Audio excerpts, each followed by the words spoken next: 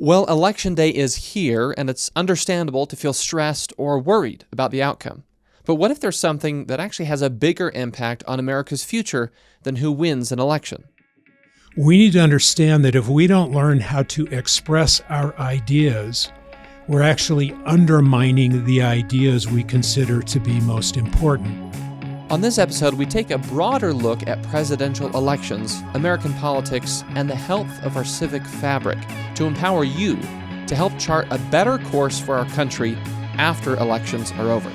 You're listening to Defending Ideas. Defending Ideas is a weekly podcast produced by Sutherland Institute. On this show, we are committed to renewing the principles of common sense conservatism, making you a better champion of sound ideas.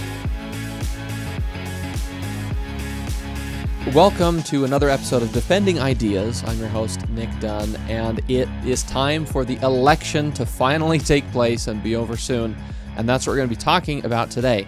The election is here. So a lot of the debates and discussions we've been having this election year about various policy issues, about politics in general, are coming to a culmination right now. And that's the focus of today's episode and kind of a sort of a mini organic roundtable feeling.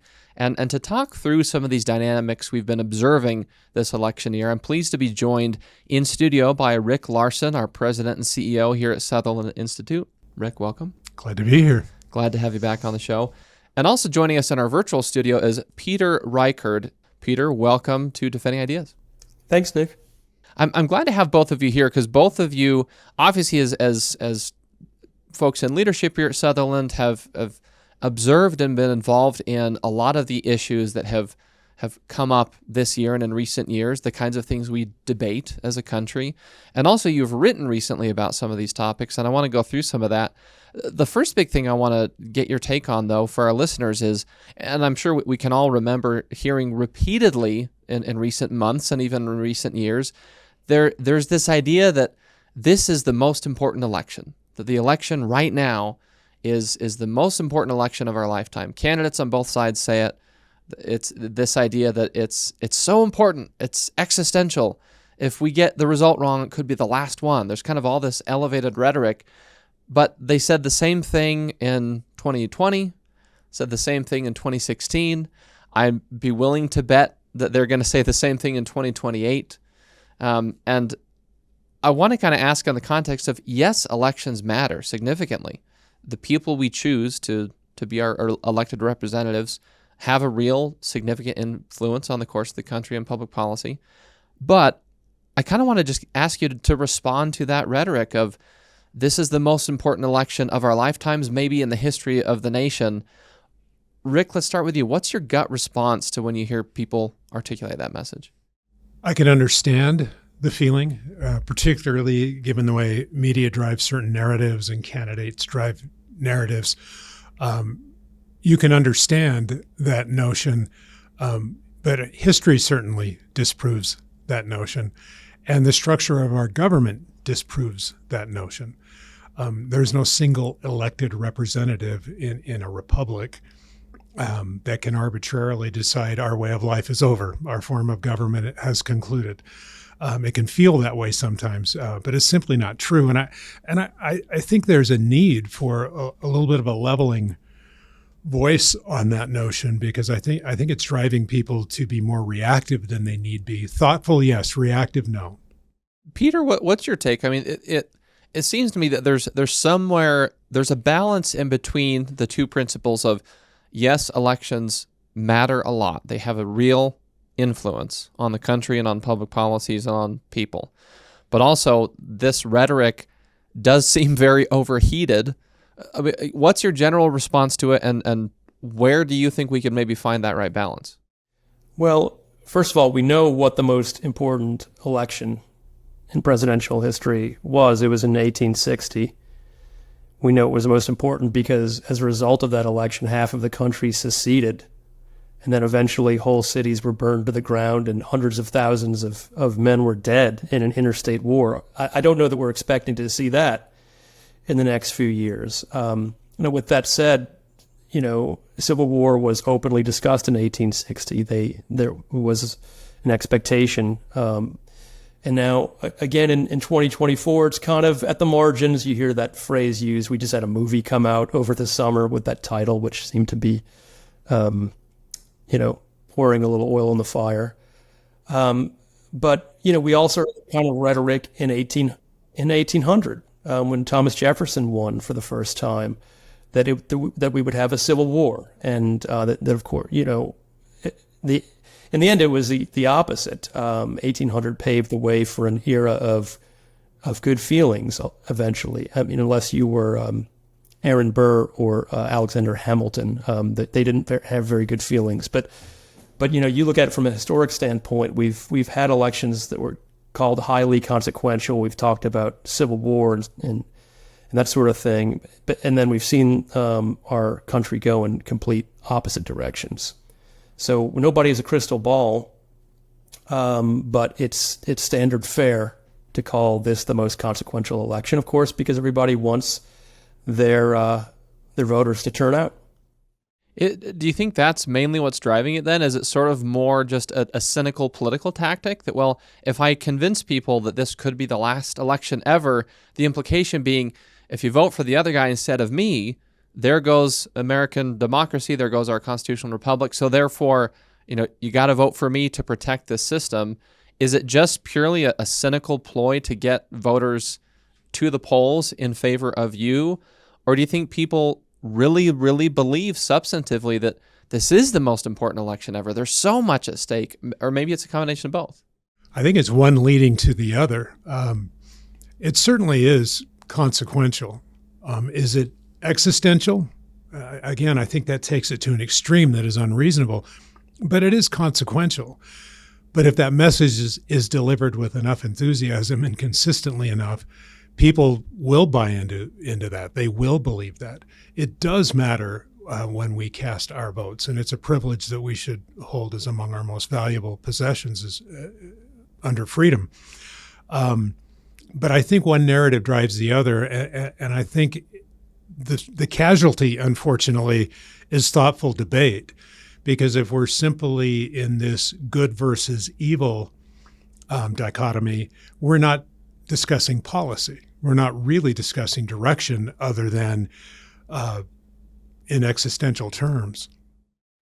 Peter, your thought on the balance, is just cynical politics or substantive belief, or to Rick's point, do they kind of feed into one another, and that's why we're in the state we're in now?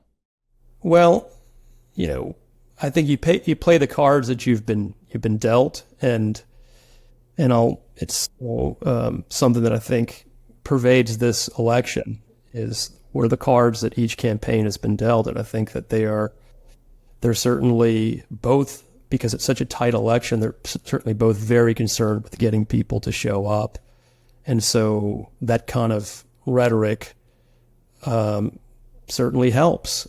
By the same token, we should care. We should care about the outcome. And it's not as though we don't have real issues dividing us. Just like in 1860, there was a big moral issue of the day. And there are big issues of this time as well. And so I don't think we pretend that those don't exist. I would just say, unless you expect an 1861 type situation to occur after this election, then I don't think you could term this the most consequential election with a straight face. It seems like it kind of leads into this idea of a high stakes mentality. I'm sure there's a more artful term for that, but again, this feeling of just existential crisis in the context of this specific election. And one of the things that concerns me that I'd love to get your thoughts on it from both of you is how that affects individual Americans with respect to their interactions toward one another, how it affects family relationships, how it affects friend and colleague and neighbor relationships, that if it kind of leads to this mentality of, well, America's soul is on the line, it's good versus evil in a particular election, what does that do to how people treat one another if they happen to vote a different way? And in particular, Rick, I want to bring in and reference a piece that you wrote recently. You wrote an op-ed that we'll include the link in our show notes. It was titled, "Those Who Treat Politics as Religion Undermine the Constitution They Claim to Love." A great piece that we'll link to. You also recorded a short video kind of explaining the core message and how it ties into actually the concept of election trust. I want to read a brief quote from that piece, Rick, and ask you to respond to it, and Peter, get your reaction as well. Rick, in that piece you write, people need a belief system. Today, people increasingly see their identity not in terms of the divine, but in terms of the political. Since morality derives from one's deepest beliefs, making politics one's religion means making social and political issues, and the power to control both, the motivation and the justification of personal behavior. In that scenario, the ends will always justify the means. Can you expand on that idea a little bit? Why is this theme of politics as religion salient today, in your view? Well, as stated, people do need a belief system, and that's a deep behavioral and psychological statement, not merely an observation. We need things to believe in, to hold on to. I maintain that swapping out your religious beliefs for political beliefs, or elevating political beliefs above your religious beliefs, is not a good trade. And the best evidence of that is that the behavioral expectations of each are very different. From a perspective of faith and religious belief, how would we treat one another? Well, do unto others would be your guiding principle. Do unto others is not a guiding principle in the political realm, especially not the political realm today, where bad behavior has been so normalized that we almost have forgotten the time when it was different. I love to look back at political debate clips where contenders from each party could still in good humor joke with one another, interact with one another, show a respect for one another. And I know there was nationwide shock over the presidential debate this political season, because who would have thought they seemed to treat each other with some level of respect? That shouldn't be the exceptional moment. That should be more the norm, where the debate is over ideas, not attacking one another. So this elevation of, as religious participation declines in the country, and that's measurable, and this elevation of political and ideological motivation takes its place, you can see that the behavioral norms are not the same. And as we lose that do unto others in favor of win at all costs, we're seeing the social costs already. We see it in our families. We see it in our neighborhoods. It has become a frightening experience. If someone touches on politics, there's either someone immediately elevates or escalates the conversation, or the room goes nearly silent out of fear for what was just brought up. That's not the norm. That shouldn't be the case under the belief that you are as important as I am. We have common roots. We will someday be held accountable for our behavior. Think of all the things that we think of from a religious or a faith-based context. If you remove those, I think it's one of the great reasons for the decline in behavior and civility. Can I add an angle to that? And then Peter, I'd love your reaction as well, because it might be instructive to see if anything in your writings and your research, and we'll link to Peter's content as well. I'm going to read a quote from one of your pieces in a few minutes, but Peter's, you've been writing this series about past presidential elections and some of the parallels to today, but I want to stay on kind of the religion theme for a minute, and maybe add an angle to it and see if it holds water with both of you. As you just articulated, Rick, I actually love the idea of what religious faith motivates you to do on a personal level is fundamentally different than what, if I can call it, political faith motivates you to do. And a good example of that, my faith happened to be a Christian, and the Christian faith, kind of the Christian ethos, is to love others no matter what, no matter whether they deserve it or not in your eyes, and no matter what they do to you, or no matter which side they're on of any particular conflict, whatever it is. It's this idea of, again, to truly love your enemies. That's such an embedded ethos in Christian faith and many other faiths as well. It's kind of, if you just take religious faith in general, as you said, this do unto others, this charitableness. And there is no qualifier in these kinds of teachings, the ideals of religious faith, that says, well, treat someone else with love and respect and dignity, unless they're really wrong on some really important issues. Then you don't have to treat them that way. That's not what it says. But politics does. The goal of politics is to win elections, to win policy debates, or to persuade people to your point of view. In a healthy context, that should be politics. It's about the art of persuasion. But religious faith is love and dignity extended towards all. Doesn't mean you have to agree with them, but it means you show that to them regardless of any other differences.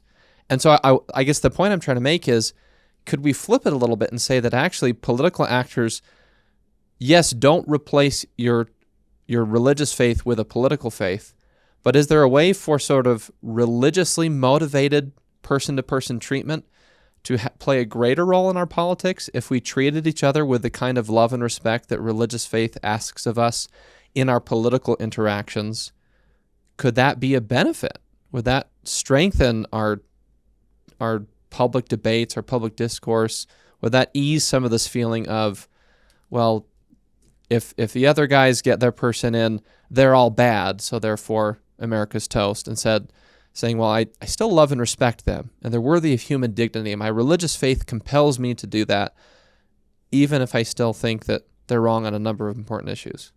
Well, it's an interesting question and worth thinking about philosophically, because I don't think it's overgeneralized to say that deeply held religious beliefs, and I'm speaking broadly of any religious orientation, that tends to have more to do with a longer perspective, not just our day-to-day lives. There's a feeling that what's happening to us here today certainly is important, but it's not our reason for being. There's a bigger picture under religious belief that has to do with here and hereafter. Politics will sometimes take that position, but it has more to do with here and today. Now, also add that politics and political orientation is supposed to deal with our well-being. If you look at the actual intended function of government, it has to do with protecting our rights, our ability to choose, our ability to build a life and a family in the way that we choose. So there is certainly a marriage between those that should coexist very nicely.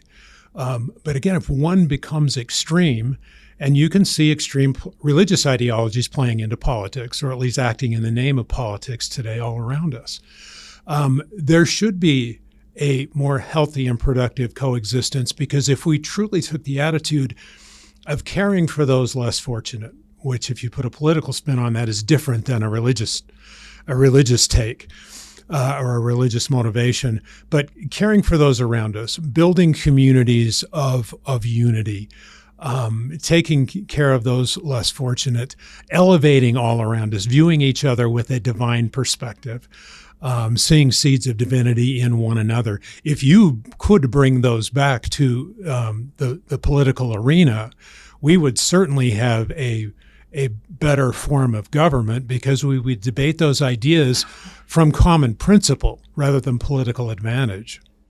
Peter, politics as faith, or could faith help improve our politics if applied in the right way? What's your reaction to all that? 100% agree with everything that Rick is saying there.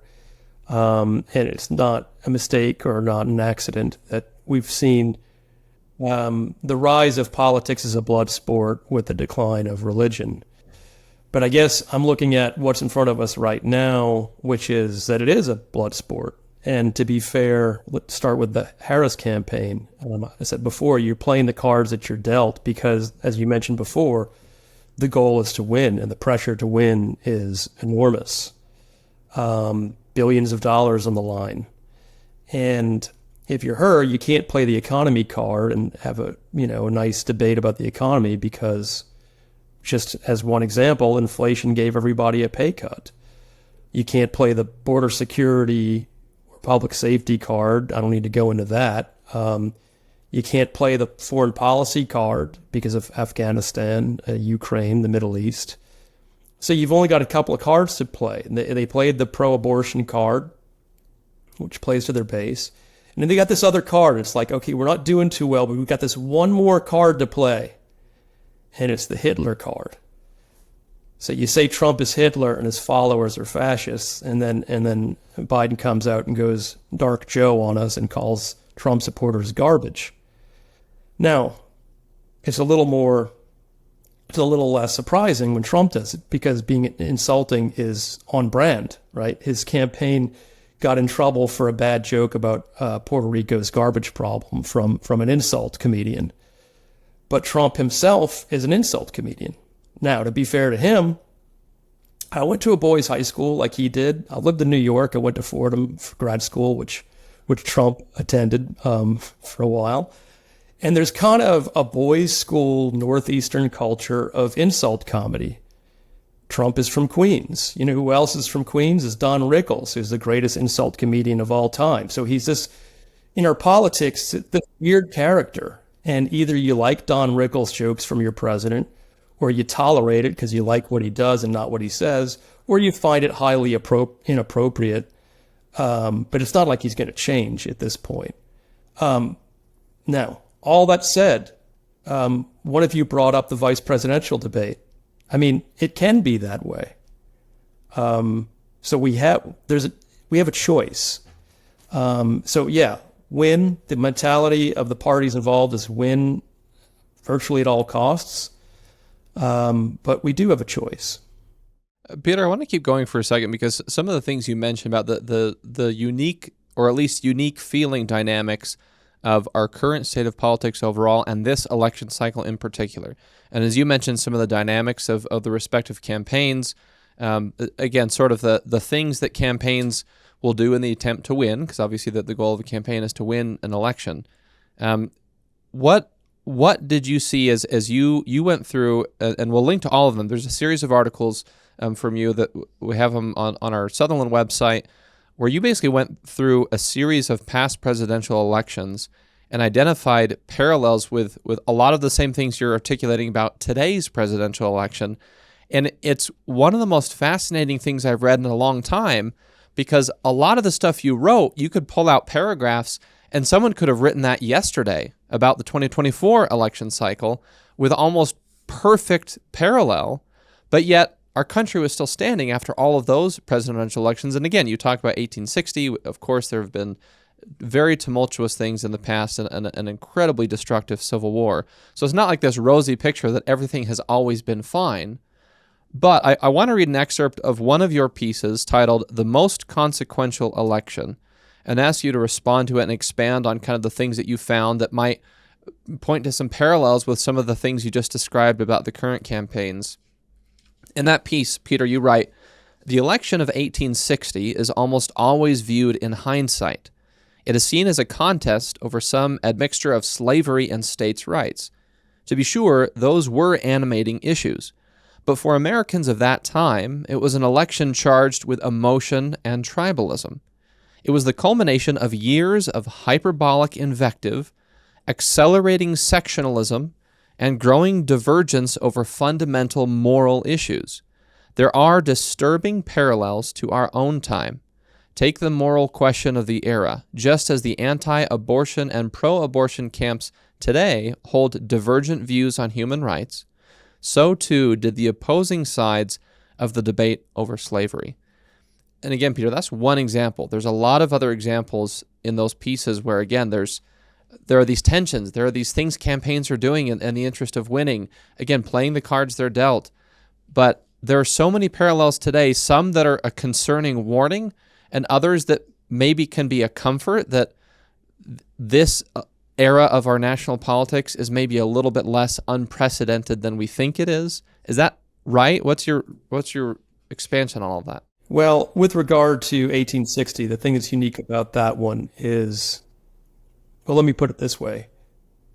It would be beneficial whenever we have a presidential election for when it's over and the new president is sworn in, everybody just goes quietly about their business rather than continuing to amp up the rhetoric and all of that.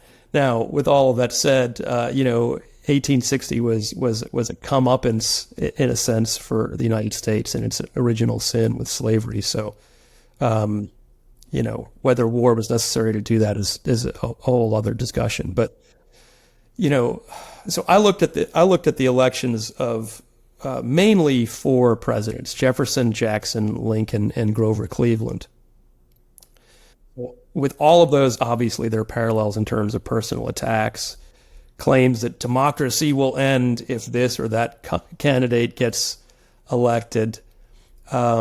There's similarities between all of these guys, all four. They turned over the tables politically. Jefferson essentially ended the Federalist Party. His election was the beginning of the end for them. Jackson created a new party, the Democrats. Lincoln was the first Republican president.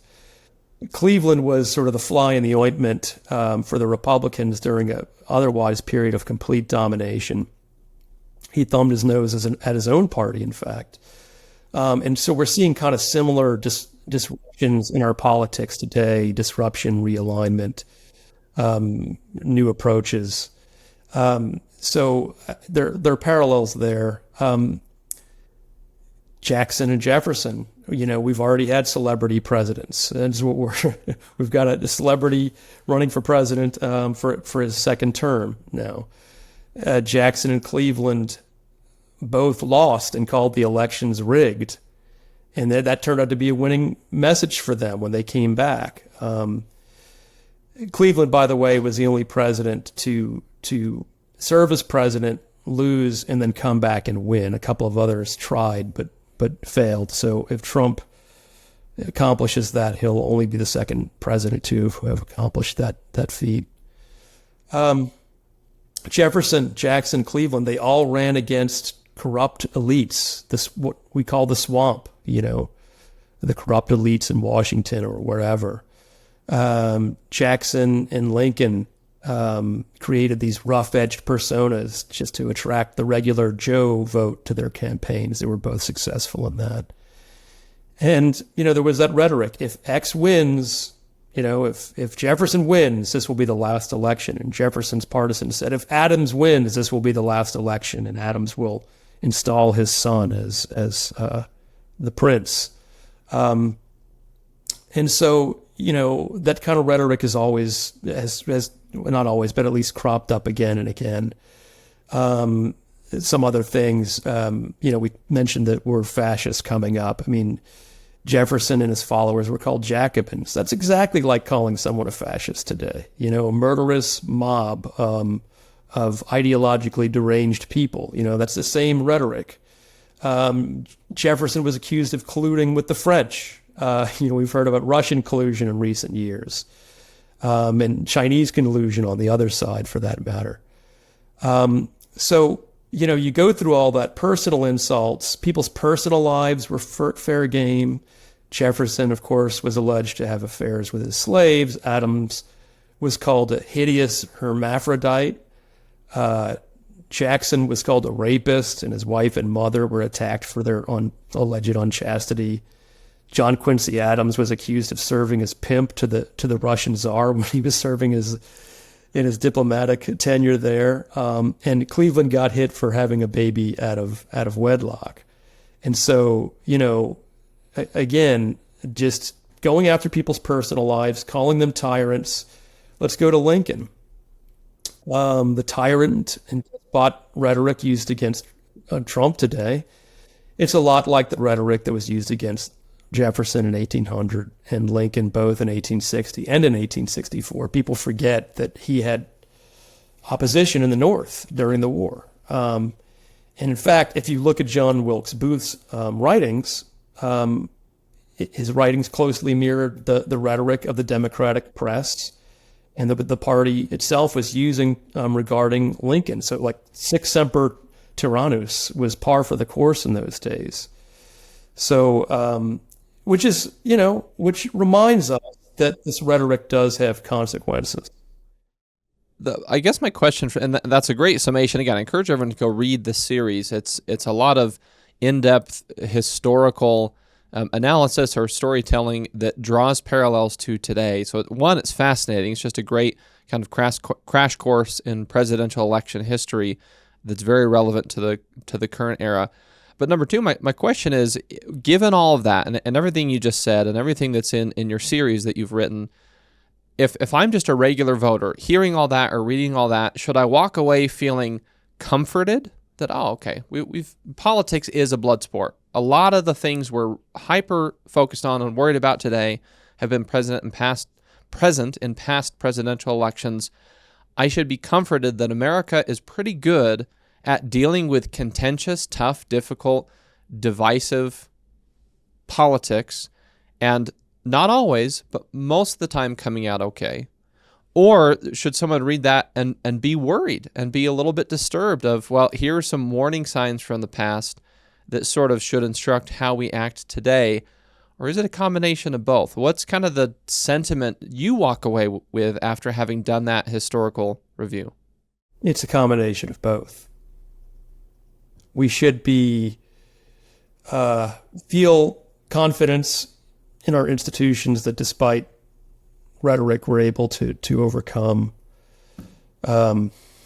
vitriol and divisiveness and all of that. But we also, there is a point where we can go too far. And so we need to stay away from that line. And if we can stay far away from that line by doing the sort of things that Rick was talking about in terms of having respectful debate, by recognizing, so to speak, that we're all children of God in our political discourse, that's a better path, because things can go wrong. So we've got sort of a good record of overcoming rough elections, but it's not a perfect record. So it's playing with fire to some extent.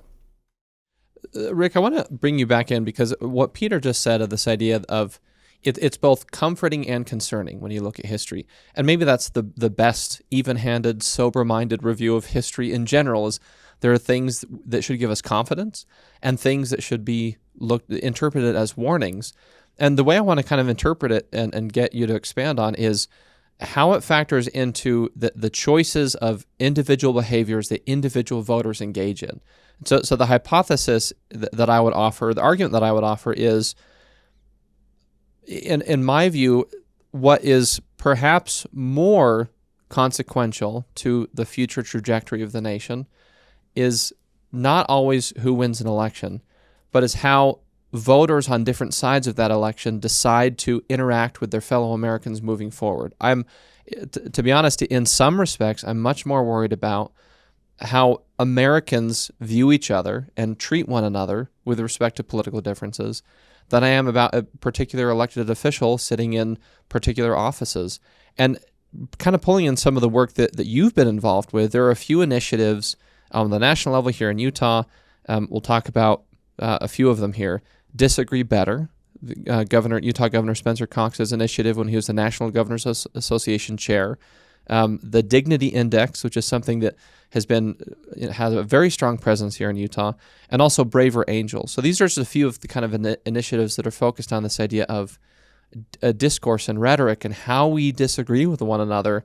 Can you talk about some of your perspectives on that, involvement that you've had, and can those models help answer this question that Peter is teeing up of, well, what determines whether or not we get out of this okay as a country is what we do next? Yeah, it's interesting. And first of all, Peter, great work on the articles you've written. I would really encourage everyone to read those. I found it fascinating.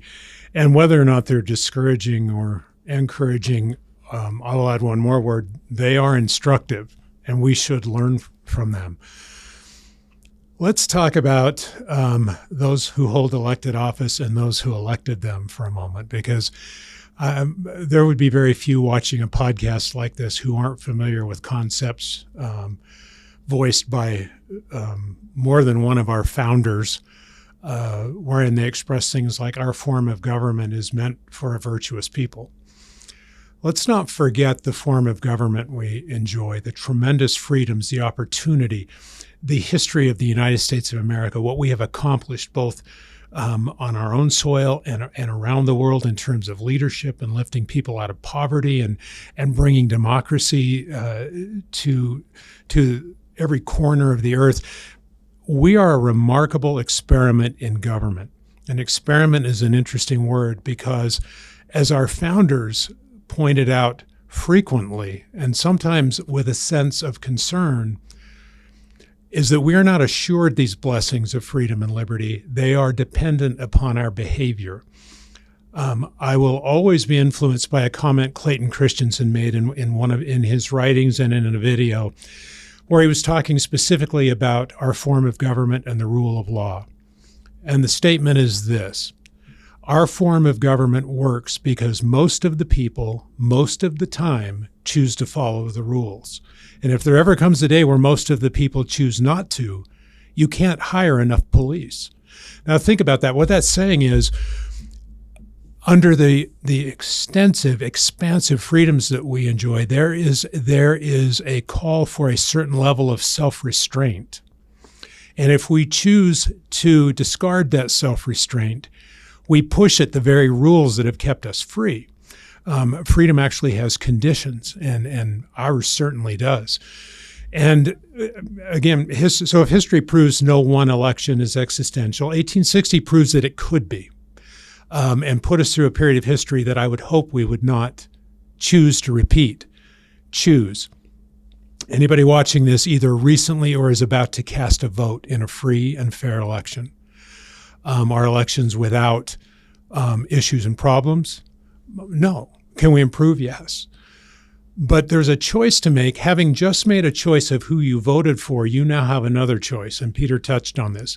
How will you now behave now that the election is over?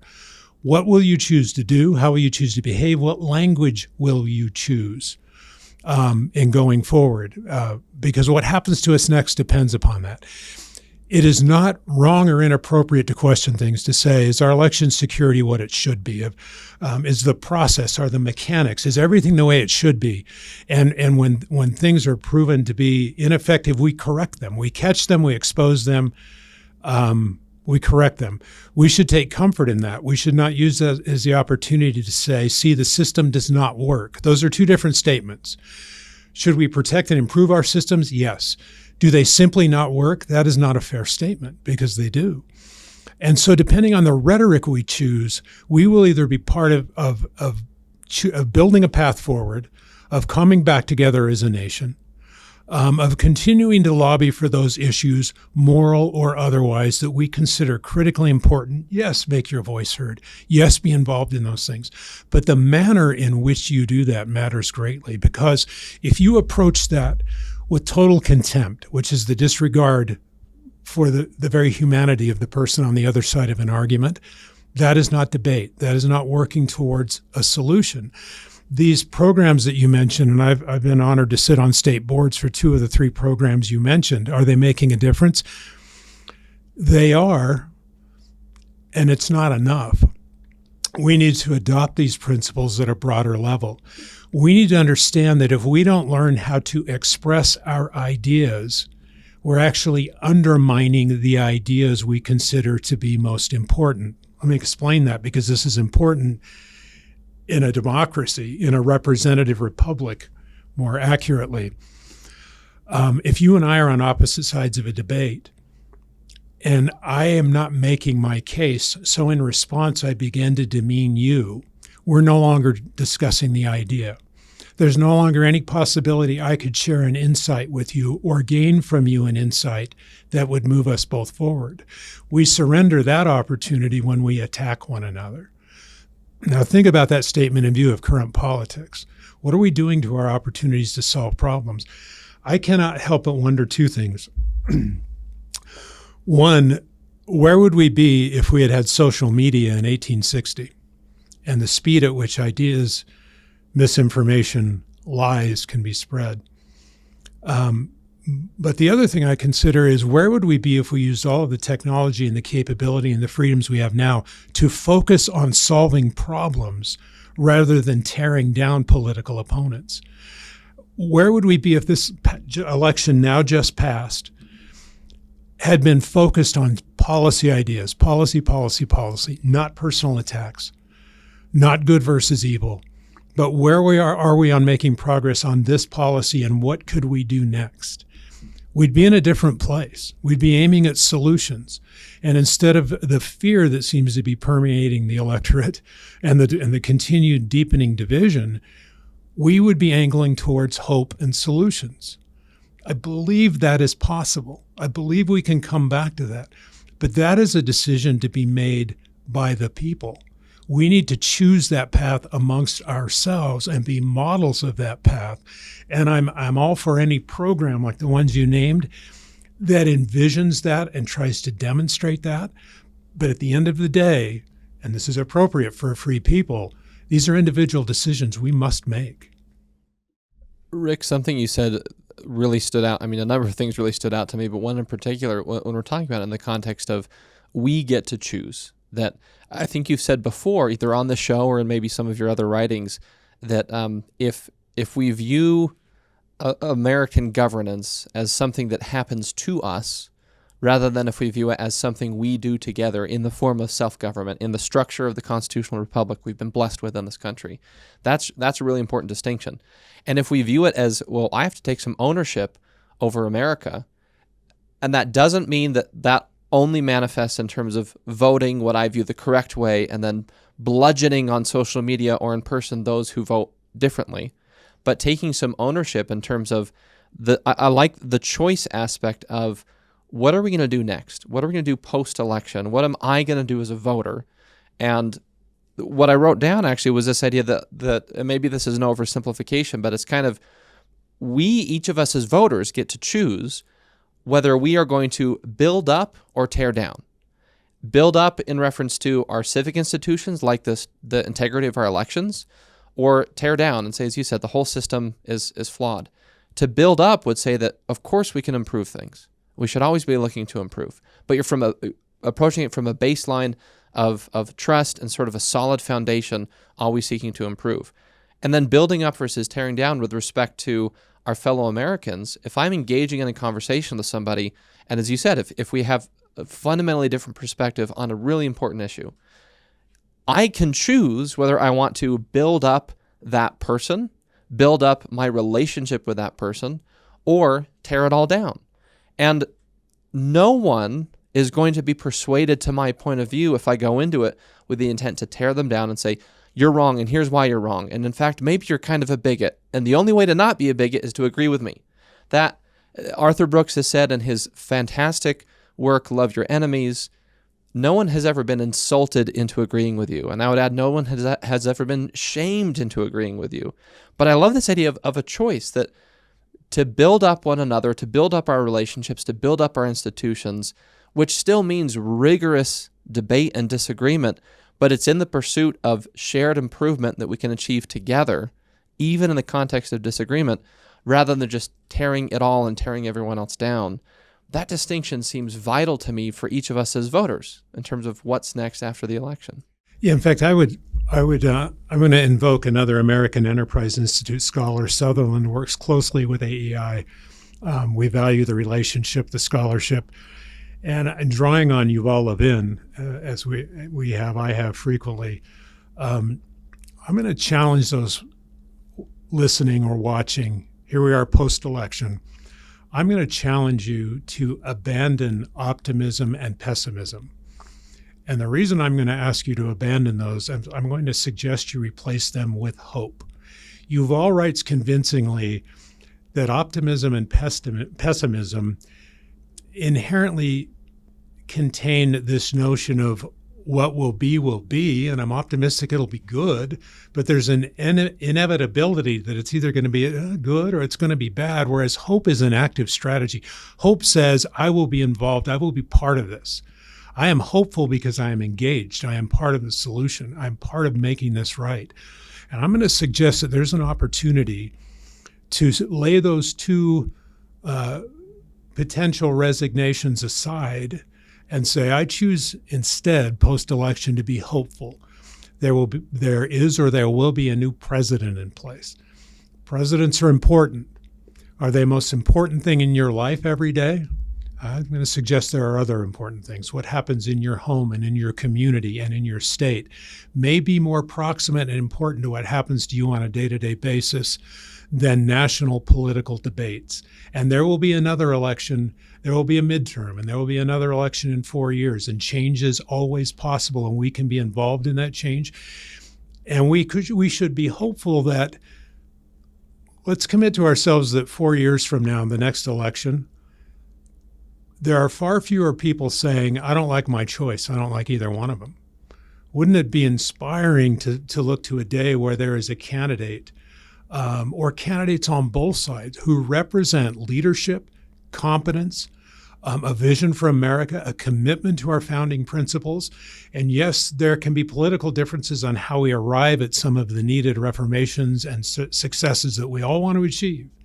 But there are common principles, and we can both expect more and bring about that positive expectation through a more hopeful, engaged strategy. Again, our form of government wasn't meant for passivity, but overcoming passivity does not necessarily mean combative ideological division. And Nick, I would just add that, I think that, well, first of all, we can't pretend like personal insults in politics, they're just going to go away. I mean, you go back to 1800 and George Washington was complaining that Jefferson's people, were loaded with all the calumny that malice can invent. They loaded their opponents with all the malice. So it's sort of that idea of like, if you disagree with us, then you're our enemy. But with that said, there's that idea that we've lost the sense of sin. And in this case, the sin of disparagement. And I think we can consider treating people individually. Because if you want to live in a world where people wear bow ties, I'm not wearing a bow tie right now. So if I want to live in such a world, I actually need to put the bow tie on and wear the bow tie.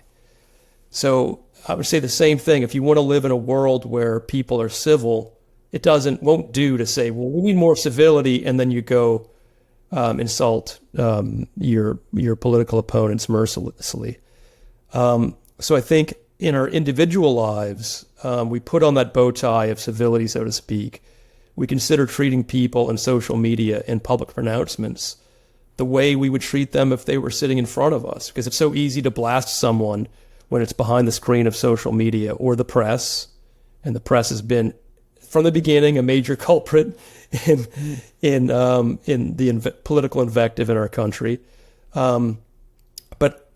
But I don't, on it every day, I don't see my neighbors insulting each other in public. I don't see people chasing each other around with machetes, as has happened in other countries when things broke down during elections. I heard my father-in-law's stories, being a kid in Colombia and coming home from school and seeing people literally throwing each other off of roofs and chopping each other up.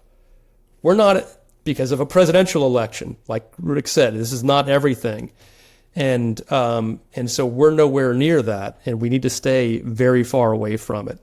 And turning politics into a religion is not the way of staying away from it.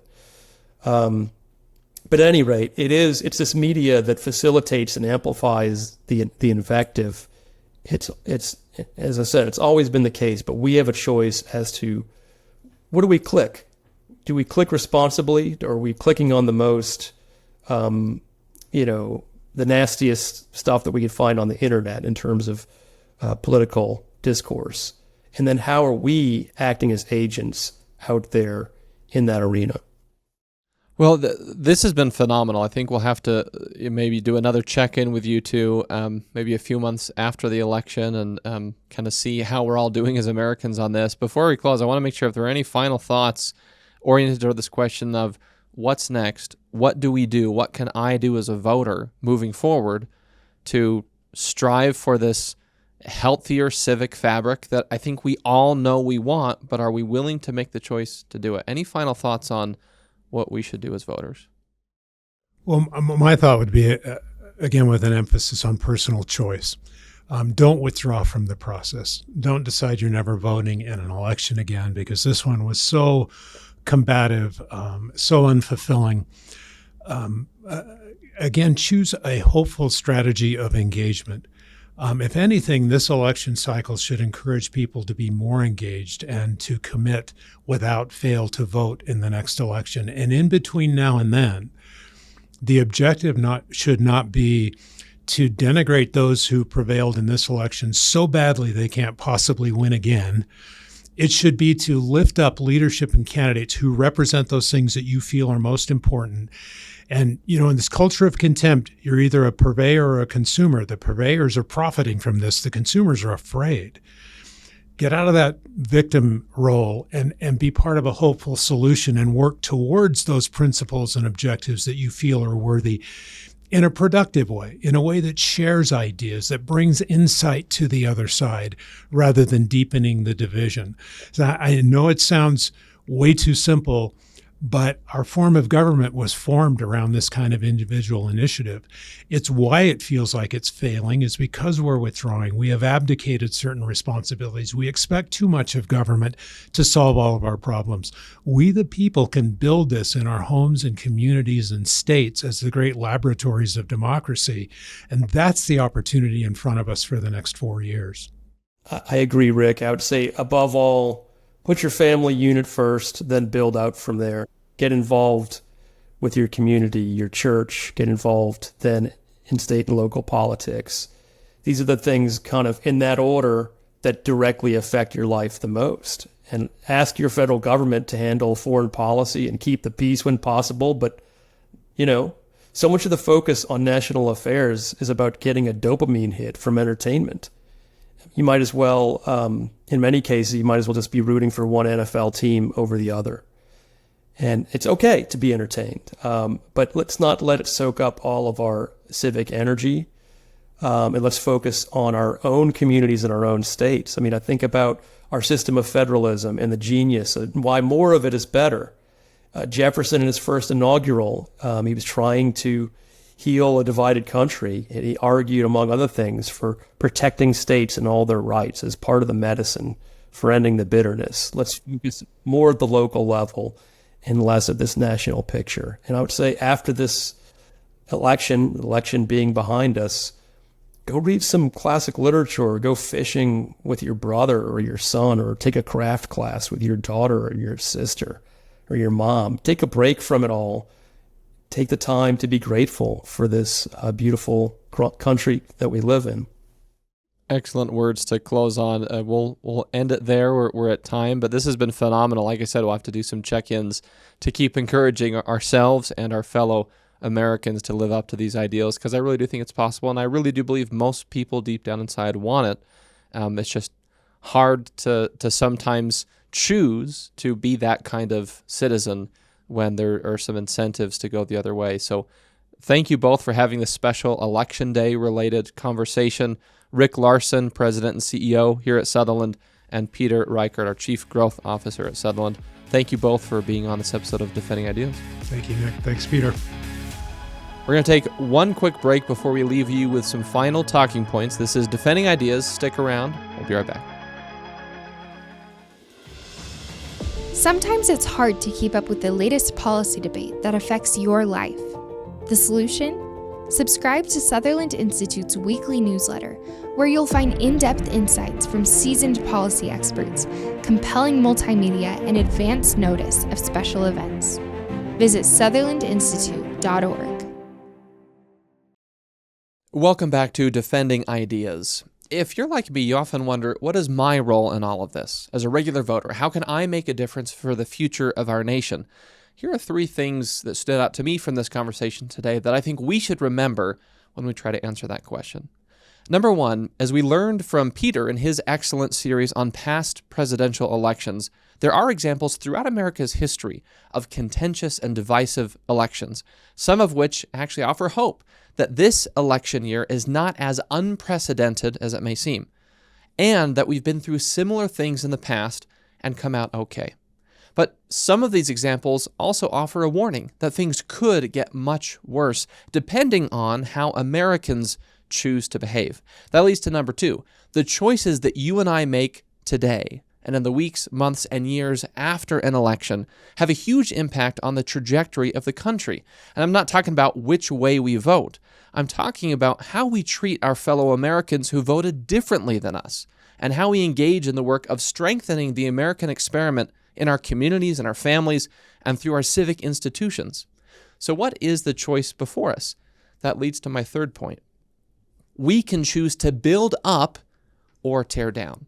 For example, if we're talking with someone whose politics we disagree with, let's focus on building up that person and building up that relationship. That doesn't mean agreeing with them, but it means showing them love, respect, and a listening ear. In my experience, if we listen earnestly to someone who has a different view, extend love and a little grace to them, and try to find some common ground, with rare exception, that will ease tensions and lower temperatures, and better equip you to have a constructive debate, which increases the likelihood of persuasion, or at least understanding. And it may even lead to finding some areas of agreement where you can actually work together. If we all commit to trying to do this, starting today, and in the coming weeks, months, and years ahead, I promise you that our politics and our nation's civic health will improve. That's it for this episode of Defending Ideas. If you enjoyed this discussion, please visit defendingideas.org, where you can access previous episodes and watch or listen on your favorite platform. Don't forget to subscribe to Defending Ideas on Apple Podcasts, Spotify, YouTube, wherever you like to get your shows. And please share this episode on your own social media profiles or with a friend, family member, or coworker you think might find it interesting. Lastly, if you want to support the broad work of Sutherland Institute, if you want more conversations like this, please make a contribution at sutherlandinstitute.org/donate. Thanks again for joining us on Defending Ideas. From the Sutherland Institute in Salt Lake City, I'm Nic Dunn. We'll see you next time.